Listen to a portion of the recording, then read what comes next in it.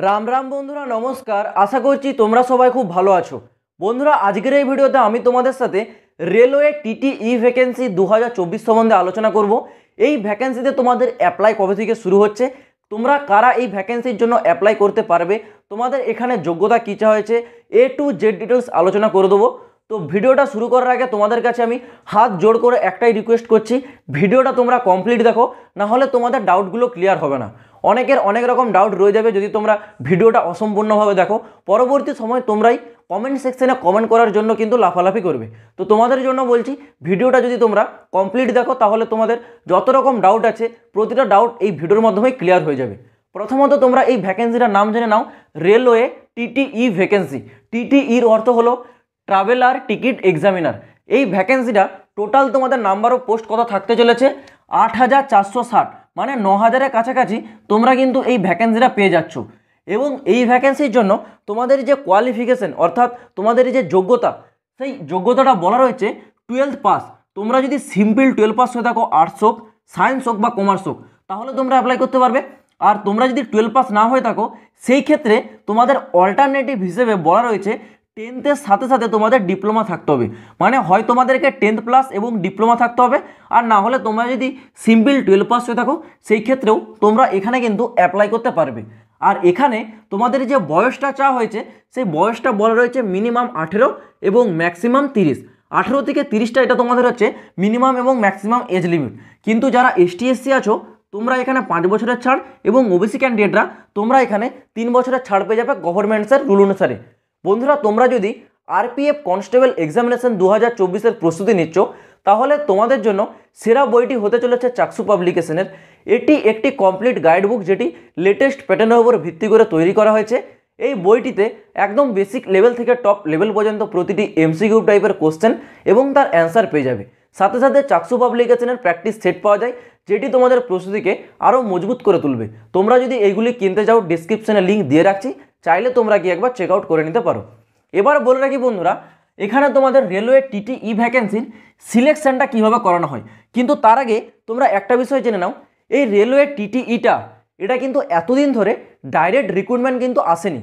মানে এই রেলওয়ে টিটিতে তোমরা যদি ফ্রেশার ক্যান্ডিডেট হও সেই ক্ষেত্রে তোমরা এতদিন কিন্তু অ্যাপ্লাই করতে পারতে না, কারণ এটা একটা প্রমোশনাল ভ্যাকেন্সি।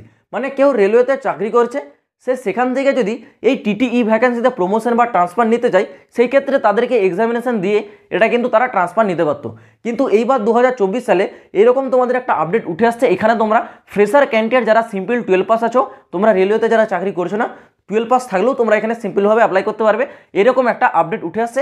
কিন্তু এর এখনও কনফার্মেশন আসেনি।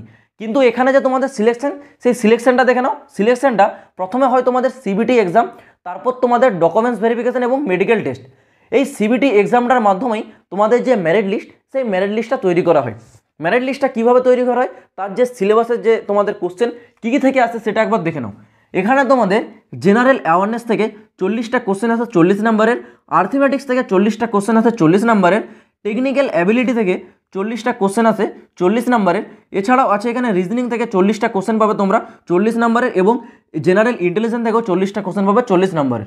টোটাল এখানে তোমরা কিন্তু 200টা কিন্তু কোশ্চেন পাচ্ছ, নাম্বারও পেয়ে যাচ্ছ কিন্তু 200, মানে প্রতিটা কোশ্চেনের জন্য 1 নাম্বার করে। সাথে সাথে এখানে তোমাদের নেগেটিভ মার্কিং থাকে। প্রতিটা রেলওয়ের এক্সামে তোমরা জানবে নেগেটিভ মার্কিং কিন্তু 1/3, এইটা কিন্তু তোমরা অবশ্যই মাথায় রাখবে। এবার আমি তোমাদেরকে যেই বিষয়টা বলছিলাম, এখানে ফ্রেশার ক্যান্ডিডেটরা কি এবার অ্যাপ্লাই করতে পারবে, এই নিয়ে তোমাদের আগামী সময় একটি কিন্তু আলোচনা সভা বসতে চলেছে। রেলওয়েতে কী কী পরিবর্তন হবে, এইবার থেকে ফ্রেশার ক্যান্ডিডেটরা এই টিটিই ভ্যাকেন্সির জন্য অ্যাপ্লাই করতে পারবে কিনা সেই নিয়ে আলোচনা হবে। আলোচনার পর তোমাদের অ্যাপ্লাই ডেটটা জারি করবে। অ্যাপ্লাই ডেটটা জারি করবে, সেই ডেটটা আমি যদি তোমাদের বলি তোমরা অনেকেই বিশ্বাস করবে না, কারণ আমি এইভাবেই তোমাদেরকে RPF-এর যে আপডেট সেটাও দিয়েছিলাম। তখন অনেকে কমেন্ট সেকশনে বিভিন্ন নেগেটিভ কমেন্ট করেছিল, তোমরা বলেছিলে যে এটা ফেক ভ্যাকেন্সি। কিন্তু আমি তোমাদেরকে বলেছিলাম জানুয়ারি মাসে RPF-এর ভ্যাকেন্সি জারি হবে, 2024 সালের প্রথম ভ্যাকেন্সি তোমরা RPF পেয়ে যাবে। তো সেম তোমরা দেখতে পেলে কথাটা মিললো, RPF-এর ভ্যাকেন্সি নোটিফিকেশন জারি হলো, এবং যা যা ডিটেলস আমি শেয়ার করেছিলাম সেই ডিটেলসগুলো কিন্তু হুবহু নোটিশে লেখা রয়েছে। তোমরা নোটিশটা একবার চাইলে দেখে নিতে পারো। এইবারও আমি তোমাদের বলে রাখছি, যদি তোমাদের এই যে মিটিং টাইম বললাম, আলোচনা সভা, এটা যদি তোমাদের কমপ্লিট হয়ে যায়, সেই ক্ষেত্রে অ্যাপ্লাই ডেটটা তোমাদের জারি হয়ে যাবে ফেব্রুয়ারি মাসের 2nd উইক 2024 সাল। মানে এই 2024 সালেই ফেব্রুয়ারি মাসের দ্বিতীয় সপ্তাহে তোমাদের এর হচ্ছে অ্যাপ্লিকেশান স্টার্ট হয়ে যাবে। কিন্তু এটা কিন্তু এখনও কনফার্ম নয়, কারণ তোমরা জানো 2024 সালে লোকসভা ভোট আসতে চলেছে, সেই ক্ষেত্রে এই ডেটটা এখনও কনফার্ম নয়। কিন্তু যদি তোমাদের এইটা জারি হয়ে যায় ফেব্রুয়ারির মধ্যে, সেই ক্ষেত্রে এই সিলেকশনটা খুব তাড়াতাড়ি কমপ্লিট হয়ে যাবে। আর যদি এই ফেব্রুয়ারি মাসের মধ্যে তোমাদের টিটিই ভ্যাকেন্সি না জারি হয়, সেই ক্ষেত্রে টিটিই ভ্যাকেন্সি আসতে কিন্তু তোমাদের একটু লেট হতে পারে, প্রায় বলতে পারো বছরের শেষের দিকে, মানে সেপ্টেম্বর অক্টোবরের দিকে কিন্তু পৌঁছে যেতে পারে। এটা তোমরা একটু মনে রাখো।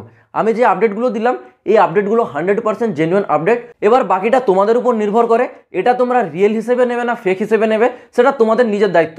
আমার কাজ তোমাদেরকে আপডেটটা দেওয়া, আমি আপডেটটা দিয়ে দিলাম। তো আশা করছি আমি তোমাদেরকে পুরো বিষয়টা বোঝাতে পারলাম। এই বিষয়ে যদি তোমাদের কোনো প্রশ্ন থাকে কমেন্ট বক্সে কমেন্ট করে জানাবে। তো চলো বন্ধুরা, দেখা হচ্ছে আবার পরে ভিডিওতে নতুন কোনো আপডেটের সাথে। জয় হিন্দ, বন্দে মাতরম।